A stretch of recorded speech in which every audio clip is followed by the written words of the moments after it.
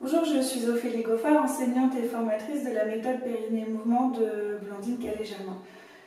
Et aujourd'hui, j'avais envie de parler de l'hygiène périnéale parce que c'est vrai que dans les cours, on va offrir énormément de mouvements et d'expériences autour du périnée qui vont lui permettre de l'équilibrer, de le conscientiser, de tonifier ou de le détendre s'il a besoin.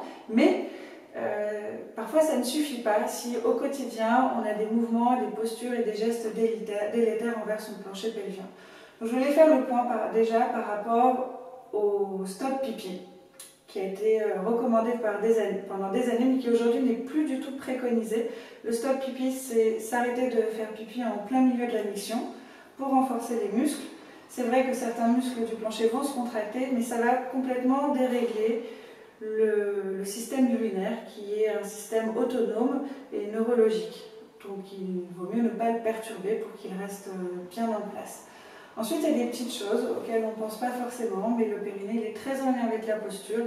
Et le fait d'être affaissé au quotidien, ça va exercer une pression permanente sur le périnée. Donc, quand on a un périnée qui est fragilisé, c'est important de revoir sa posture et de voir comment on peut tenir grâce à des appuis sans effort. Et ça, c'est ce qu'on fait dans les ateliers périnée mouvement. On va aussi travailler sur la respiration et comment dégager de l'espace pour le périnée, pour les viscères. Et comment aussi leur redonner du mouvement pour qu'elles soient en bonne santé, pour que les viscères puissent bouger, être nourris par toute la trophicité des tissus notamment.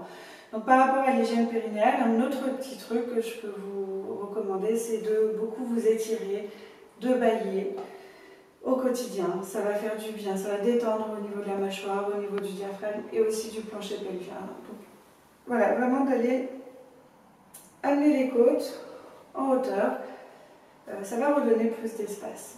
Donc voilà, ces trois petits conseils. Dans les ateliers, on en voit d'autres, mais si déjà vous pouvez faire attention de ne pas faire de stop pipi, faire attention à votre posture et vous étirer, bailler régulièrement, votre périnée ne s'en portera que mieux.